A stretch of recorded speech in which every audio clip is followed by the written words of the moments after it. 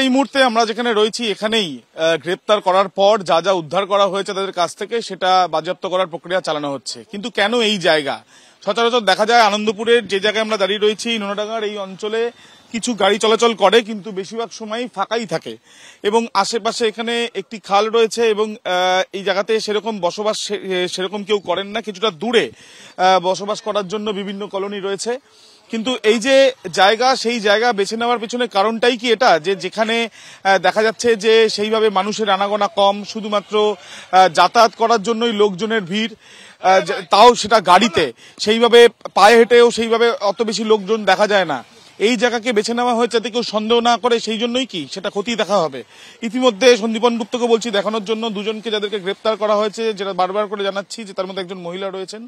তারা এখানে এই যে তাদের কাছ থেকে প্রায় 10টির মতো আগ্নেয়াস্ত্র পাওয়া গিয়েছে এবং এই যে আগ্নেয়াস্ত্রগুলো সেগুলো ইম্প্রোভাইজড। সেই আগ্নেয়াস্ত্রগুলো কোথায় তৈরি হলো এবং আগ্নেয়াস্ত্রগুলো তৈরি হওয়ার পর নিয়ে আসার পেছনে কারণ কি? প্রথম যেটা সন্দেহ রয়েছে যে এইটা কোনো না কোনোভাবে এক হাত থেকে আরেক হাতে পাঠিয়ে দেওয়া বা হস্তান্তরিত করে দেওয়া, যাতে মোটা টাকার বিনিময়ে সেই আগ্নেয়াস্ত্রগুলো অন্যর কাছে হাতে পৌঁছে গেলে তাদের যে কারণে তারা আগ্নেয়াস্ত্র পারচেস করছে বা আগ্নেয়াস্ত্র নেওয়ার চেষ্টা করছে সেটা তারা নিতে পারবে, নাকি তারা এই আগ্নেয়াস্ত্র নিজেরাই কোনোভাবে ব্যবহার করবে বলে উদ্দেশ্য তাদের ছিল, সেটা খতিয়ে দেখা হবে। একজন মহিলা যেমনটা জানাচ্ছিলাম তাকে গ্রেপ্তার করা হয়েছে, সেই মহিলাকে এক্সামিন করছেন মহিলা অফিসার এবং তার সঙ্গে সঙ্গে এসটিএফ এর তরফ থেকে আরও একজন অফিসার, তাদের তরফ থেকে আরও একজনকে কিন্তু ইতিমধ্যে গ্রেপ্তার করা হয়েছে, মোট দুজনকে।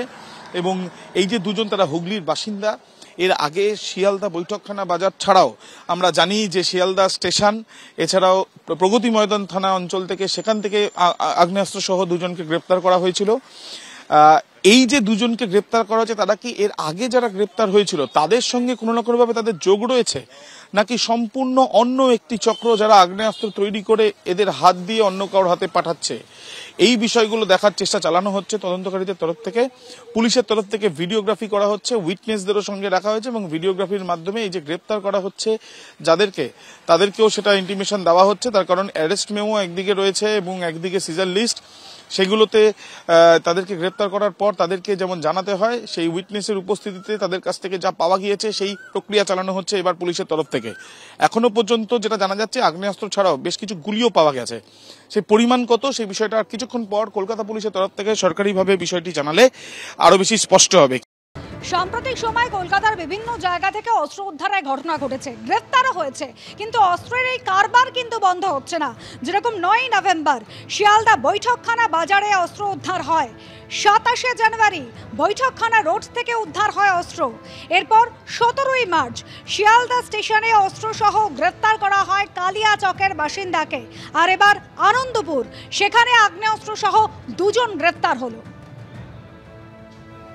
না, হটস্পট মানে এটা তো এখন স্মাগলিং হচ্ছে, আর্মস স্মাগলিং হচ্ছে, আর্মস তোমার ইম্পোর্ট হচ্ছে, আর্মস এক্সপোর্ট হচ্ছে।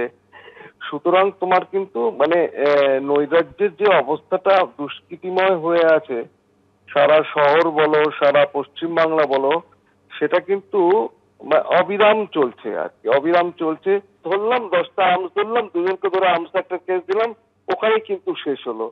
চরম নৈরাজ্য এবং এবং এবং এবং সুপারভিশনের অভাব এবং এদের মধ্যে অভিভাবকত্বের অভাব। কারণ সঠিকভাবে সঠিক জায়গায় সঠিক লোককে ধরা যদি না যায় তাহলে কিন্তু এই আর্মস স্মাগলিং বন্ধ হবে।